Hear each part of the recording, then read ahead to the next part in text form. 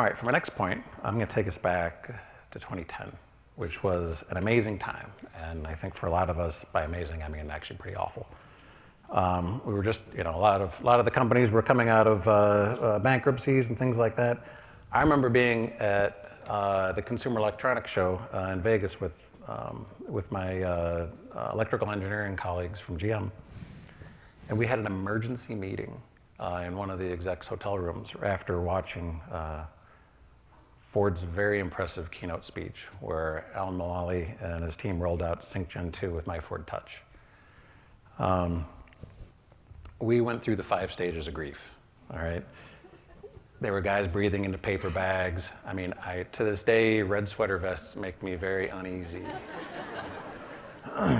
It's like we just saw a Sputnik launch and we were flat-footed, all right?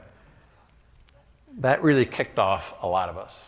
And between about 2010 and 2012, there was a flurry of activity in getting these things out to market. And then, crickets. So here's a question. If you walk into most dealerships today, what is often the oldest thing in the showroom, right? In too many cases, it's the infotainment system. Right? If you think about that, there are a lot of infotainment systems out there that are older than the sheet metal, that are older than the interior design. Ford was the pioneer here, right? The Sync Gen 2 system was designed in 2007, right? There wasn't even an iPhone yet. But they're on iPhone 7, right? And Ford's just rolling out Sync Gen 3. And they're still ahead of a lot of the folks on the board here for redoing the system. That's a long time in the market without a facelift, all right? I'll remind everybody that, as an industry, we invented the facelift, right? The automotive world is king at this. In fact, I look at,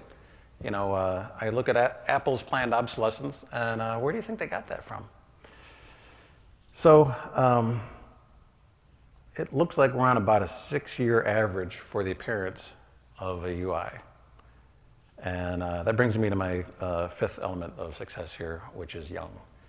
And I'm not necessarily being ageist here, but these things don't celebrate birthdays very well.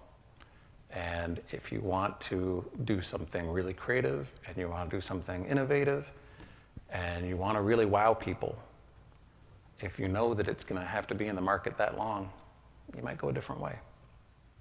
All right? When it comes to UI, we're a lot like reptilian parents, right? We lay the eggs and we walk off. Good luck with that. I'm going to go do something else. It's not that nothing isn't done, but features are added, or the system speed might be a little bit better, and that's great. But does anybody really notice, right? Appearance matters, right? That compelling feeling of newness when you open the door has a lot to do with how the screens look. Maybe as much or more than does it have the new widget that my dealer didn't explain to me, right? These customers don't always understand the technology. They don't always understand the features, whether they have it or even how it works. But they all have eyes, and they all see it, all right? So, if you look at it one way, right? Sheet metal, if done right, can have a timeless appeal. I would love to drive any one of these pickups or Mustangs, for sure. But anything but the latest technology, no thank you. And I think a lot of people feel that way. This stuff has a half-life of 5 weeks.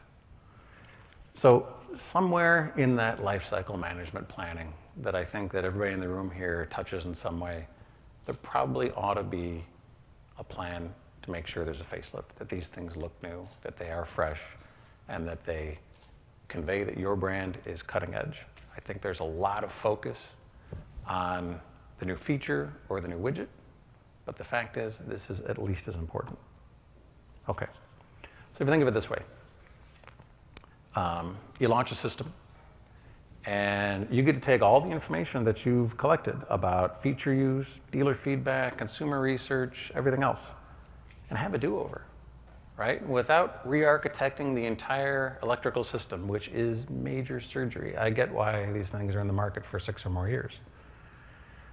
But you can improve the sizes and scales of text and touch point, by making room with the space you saved, by getting rid of the stuff that it turns out nobody used, right?